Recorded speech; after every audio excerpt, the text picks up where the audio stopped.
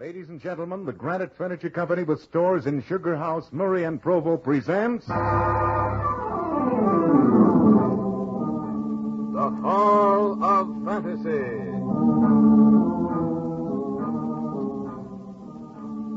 Welcome to the Hall of Fantasy. Welcome to the series of radio dramas dedicated to the supernatural, the unusual, and the unknown. Come with me, my friends. We shall descend to the world of the unknown and forbidden, down to the depths where the veil of time is lifted and the supernatural reigns as king. Come with me and listen to the tale of Man-Size in Marble. The Granite Furniture Company brings you the Hall of Fantasy. Listen now to original tales of the imagination and some of the classics of the supernatural as we take you down the corridors of the Hall of Fantasy to the mysterious realms of the unknown. These are stories of eerie and fantastic thrills, brought to you by your friends at the Granite Furniture Stores.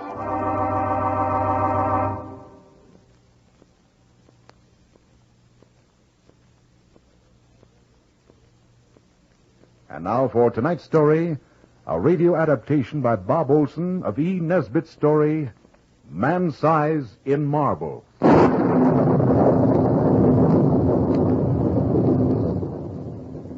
The villagers called it a delusion. That explanation gave them some comfort. Since it will give you comfort also, I'll say no more about it, except that it's difficult to understand how hallucinations can commit murder. Ours was one of those marriages on a dime. I'd been doing a bit of painting in those days and never knew what it was to have the money I really needed. But then Laura knew this before she married me. Oh, we'll get along if we're careful. You can paint and I'll write articles for the magazines. Living in town will be out of the question, dear. Well, we can find some little place in the country. As long as it's picturesque and sanitary. It doesn't matter where it is. And so we spent our honeymoon lightheartedly looking for a place that was both sanitary and picturesque, the two qualities that rarely keep company in one cottage. Little rose-covered trellises would invariably hide the corruption that lurked inside. We'd looked so hard and were so confused by the eloquence of house agents that we seriously began to doubt if we could tell a house from a haystack, even if we found one. But when we came out to the little village of Brenzett and thence 2 miles out to see the famous little church, our search was ended. For there, just 2 fields away, was the cottage. Picturesque it was, for it was long and low, with rooms taking off in unexpected directions. 2 of the rooms were of ancient stonework, now covered with moss and ivy. It was all that remained of a huge manor that had stood here years ago. Around these rooms had risen the cottage as it stood this day quite by itself. Our nearest neighbor was a jolly Scotch doctor, McCarthy by name, whose cottage was a little distance down the lane. Our new home nestled cozily against a low hill and looked out across the marsh meadows to the sea. Yes, it was a pretty cottage. Though stripped of its roses and jasmine, it would no doubt have been hideous. The rent was absurdly cheap, and it seemed quite likely that between the 2 of us, we could keep the kettle simmering. We spent the rest of our honeymoon in second-hand shops, picking up odds and ends of oak and Chippendale until the cottage soon became very homey. Fully settled, we were so happy. And that day we looked from the latticed window onto the old-fashioned garden with its colorful splash of hollyhocks and lilies. Laura sat outlined against the window, I before my easel. What are you painting, Vance? You, my dear? Me? Well, why not this lovely countryside? First my wife, then the countryside. And what are you writing? A verse. About what? You.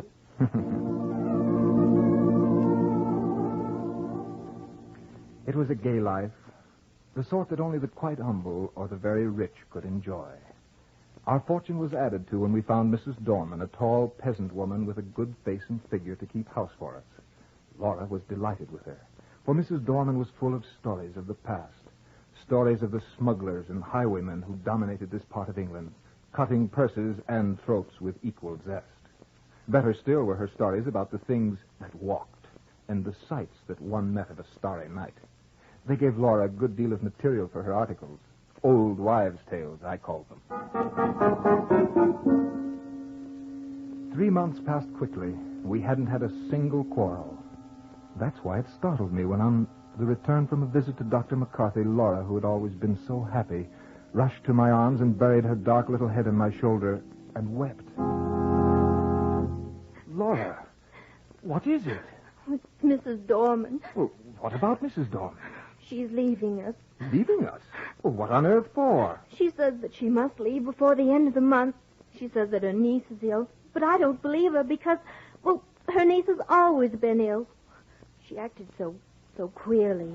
Don't cry, Laura. You know, it's a terrible shock to see you cry.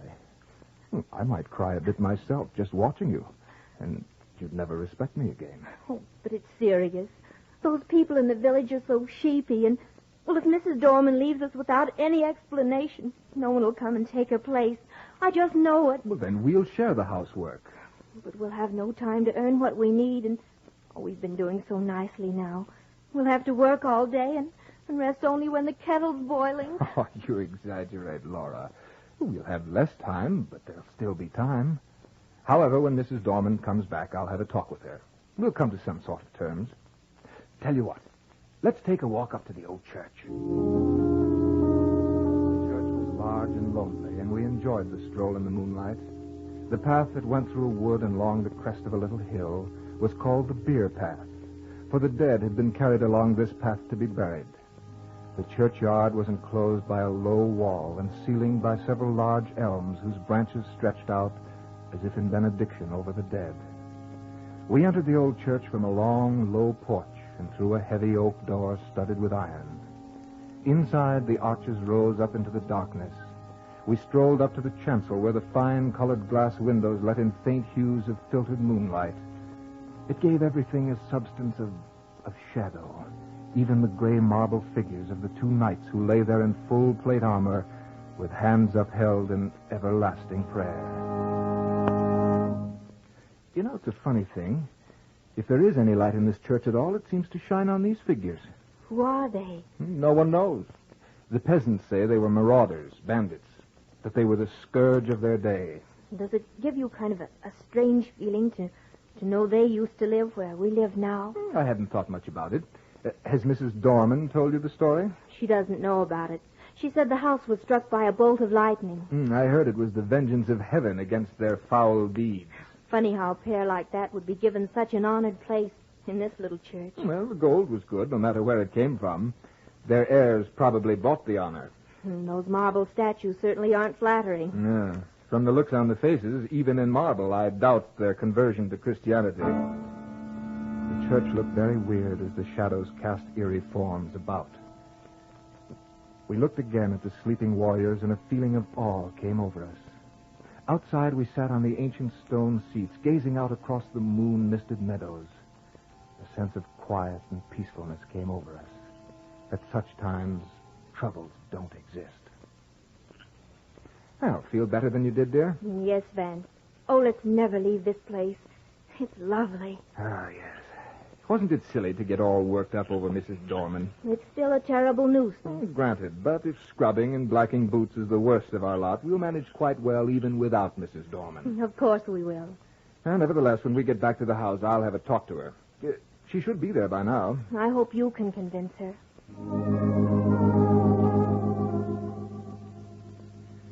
Mrs. Dorman, what's this I hear about your leaving? Well, I'd like to leave before the end of the month, sir. Well, aren't you happy here? Maybe you'd like a raise in your wages. It's not that, sir. You and your lady have been most kind. Well, then, suppose we work it out so that you can stay. No, Mr. Longan, I'd rather leave. My niece is ill. Yes, I know, but she's been ill all along. Would you consider staying on for another month? No, sir. I want to leave before Thursday. But this is Monday, woman. That's rather short notice. I'll tell you what. Stay on until next week. Maybe I can come back next week. But why must you go this week? Well, speak up. It's this house, sir. This house? Well, what about it? They say that strange deeds was done here in olden times. In olden times? Oh, but this is now. What deeds do you mean? Well, don't worry, Mrs. Dorman. I'm not going to laugh at you. Well, sir, have you seen them two shapes beside the altar in the church? You mean the effigies of the knights in armor? I mean them two bodies drawed out man-size in marble. A very graphic description, Mrs. Dorman, but what about the knights? In the village, they say that on All Saints' Eve, those bodies come to life. Those marble statues? They say that they rise up from their slabs and walks down the aisle in their marble. Then, when the church clock strikes 11, they come out into the night and walks over a gride.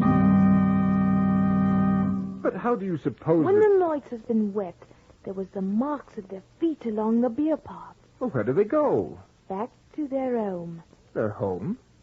But their home was... In this house. Well, did anyone ever see this happen? I ain't saying. All I know is what I know. Who was living here last year? No one, sir. The lady what owned the house spent the summer here, but she always went up to London a good month before the night. And so you think you must go? Yes, sir. My niece is ill. Oh, your niece. Well, very well, Mrs. Dorman. Go if you think you must. But don't say anything about this to Mrs. Langham. Must you go, Mrs. Dorman? Yes, ma'am. This is Thursday. I can't stay no longer. It's going to put quite a load on us. Don't try to do too much, Mrs. Langham. If there's anything I can do next week, well, I won't mind in the least.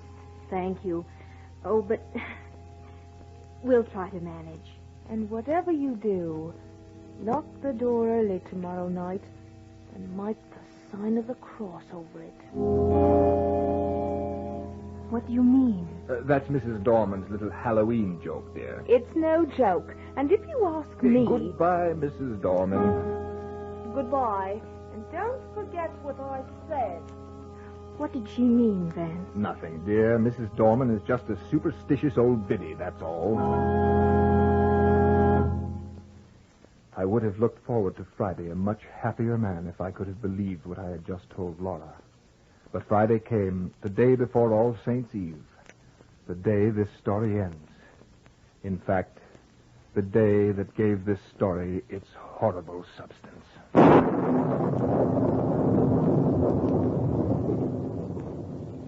You are listening to Man-Size in Marble in tonight's journey down the corridors of the Hall of Fantasy, brought to you by your friends at the Granite Furniture Company with stores in Sugar House, Murray, and Provo. And now back to tonight's story, Bob Olson's adaptation of Man-Size in Marble. I arose early that morning and had already built a rather smoky success of a fire when Laura came down as bright as the bright morning itself. We had breakfast and went after the housework. When the brushes and pails were silent at last, we set up and pails were silent at last, we set up and pails were silent at last, and spent one of the merriest days since our wedding. That afternoon we took a long walk, completely happy, and Laura sweeter than ever. I decided that housework was good for her. We watched the deep flame of sunset as it slowly faded to a dull gray, and then walked back to the cottage hand in hand without a word. Once inside, we sat in the parlor and seemed to settle into a deep silence. I thought it was a happy silence, and what I asked Laura had no particular significance at the time. You seem sad, Laura. I was surprised at her answer. Yes, I don't think I feel quite well. I've had the shivers, and it isn't cold, is it? No, unless it's one of those nasty mists that creep up from the marsh. There is no mist, dear. Doesn't seem to be at that. No mist. In that case, darling, you're not entitled to a chill. Sorry.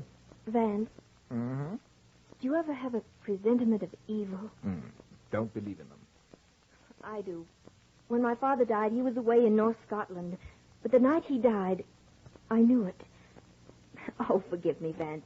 Come and light up the candles on the piano, and we'll play one of our duets.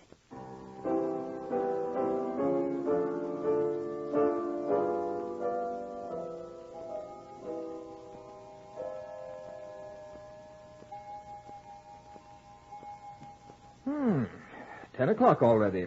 And light up your pipe if you'd like, Vance. I don't mind. I think I'll take it outside. May I come too? No, dear. You're much too tired. I shan't be long. You get to bed or you'll be ill. You're taking good care of me, darling. Have to. Can't do all this housework by myself, you know. Then give me a kiss. That will be a pleasure. Let me go with you. You get some rest. Vance, Yes? we've been very happy today, haven't we? Even happier than usual, sweetheart. You won't be gone long, will you? No, dear. Not long. I stepped out, leaving the door unlatched, for I expected to be back shortly. The night was magnificent. Huge masses of cloud, dark and heavy, seemed to clasp hands and reach from horizon to horizon. Through this flowing stream of clouds moved the moon, like a dolphin diving in and out of an endless succession of waves. The treetops swayed like a metronome to the gentle swing of the clouds. There was the mystic glow on the earth that comes from the blend of dew and moonlight. I drank in the serene beauty of the night. There wasn't a hint of emotion about. Not even a leaf stirred. The wind was high up, busy herding the clouds. Across the meadow, I saw the church tower standing out black against the sky. I suddenly thought of the 3 happy months I'd known here with Laura. Just then, the church sounded its bell.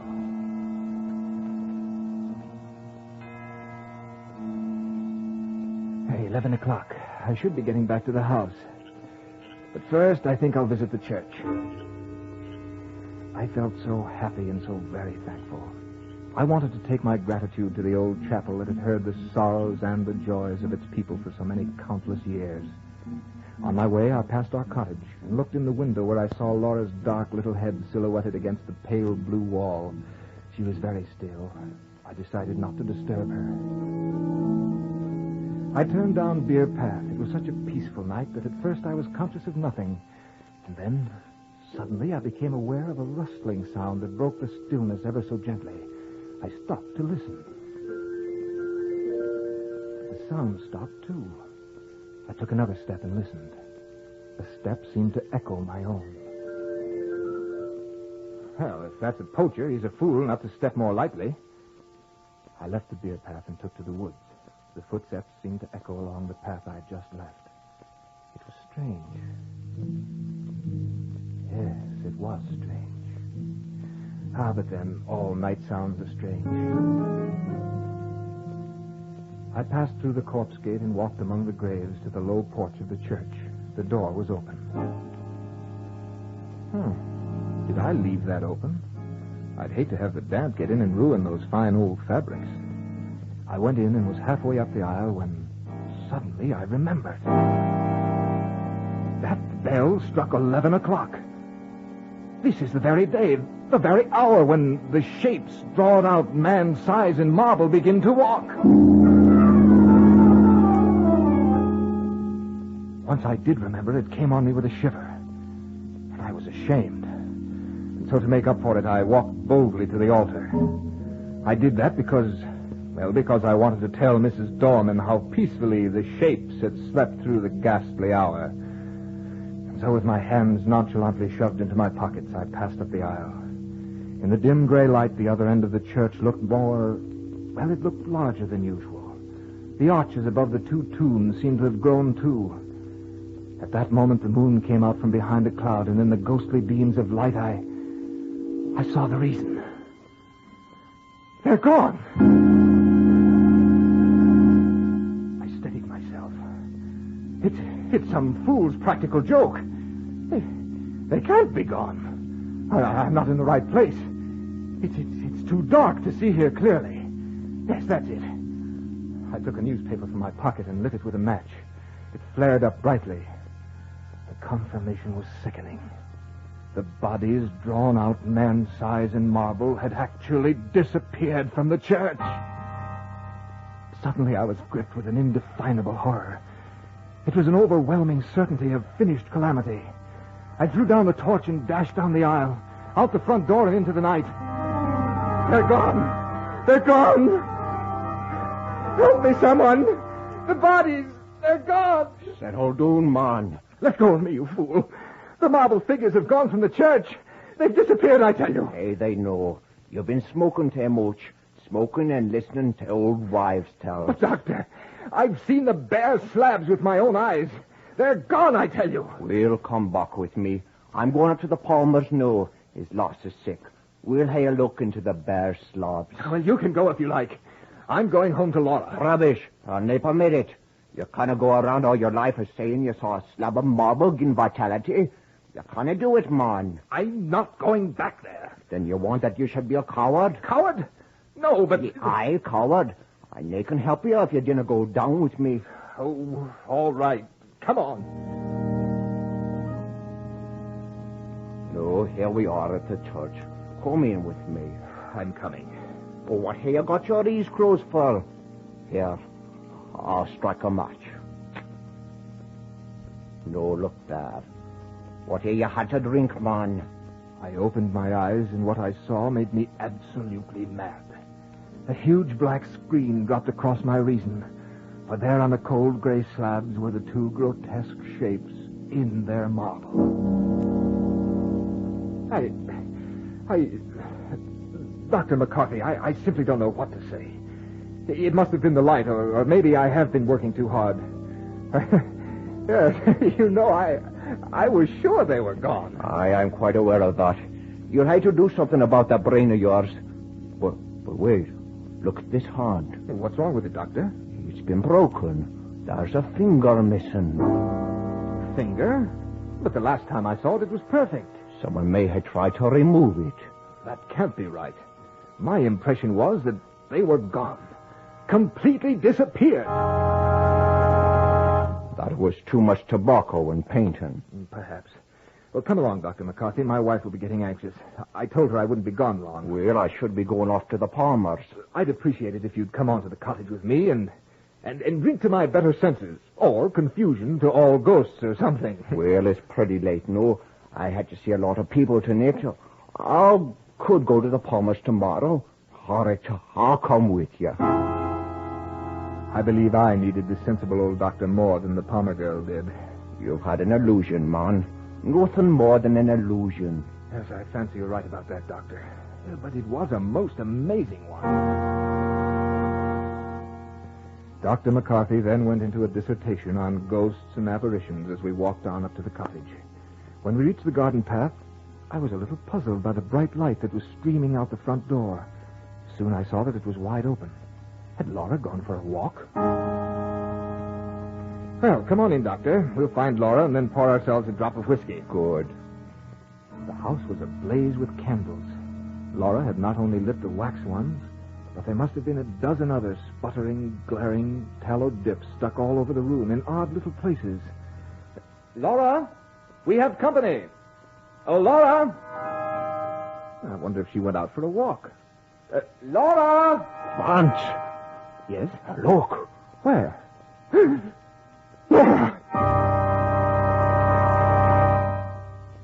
There in the little recess of the window I saw her. What had she been doing there? Looking for me? But the doctor said it before I quite dared to. Someone's been in this room. Has Gina belong here? Who? Aye, who? Laura didn't move. Her mouth was drawn and her eyes were wide open. Very wide. She looked as if she'd heard a footstep behind her and turned to meet... What? I passed my hands over her eyes. They saw nothing. What had they seen last? The doctor moved toward her, but I pushed him aside as if I were afraid of what he'd say. And then I took her in my arms. Laura, darling. I've got you now. You're safe. Aye, she's safe. She's dead. Oh, no. She fell into my arms like a limp, loose-jointed doll. I was slightly mad with this horrible sense of loss. But I knew she was dead. I knew it, and nothing mattered anymore. Laura was dead, and the world was dead. And I silently prayed that I might die. What's in her hand? I don't know. I don't care.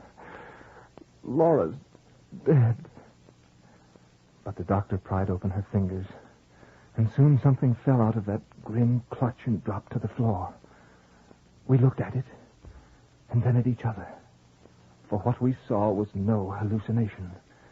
It seemed to fairly shriek its defiance to reason. For there on the floor was a gray marble finger. And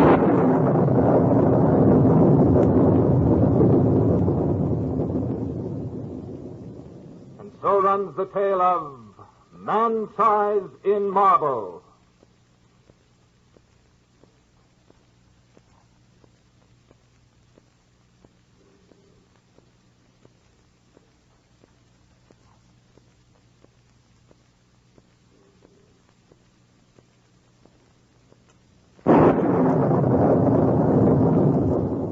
Remember to join us next week at the same time for another journey down the corridors of the Hall of Fantasy.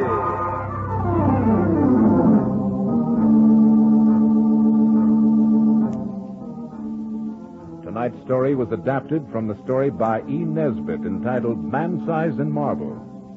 Heard in tonight's program were Carl Grayson as Vance Langham, Beth Calder as Laura, Phyllis Perry as Mrs. Darman, and Archie Hughley as Dr. McCarthy. Musical background was provided by Earl Donaldson. The technical supervisor was Nephi Sorensen. This program was written by Bob Olson and produced and directed by Richard Thorne.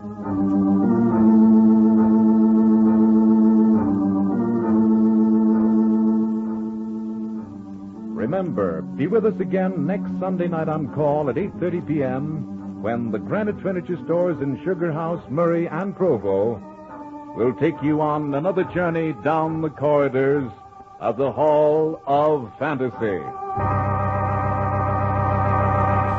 We hope that you've enjoyed this recording, and for more happy listening, please visit otrcat.com.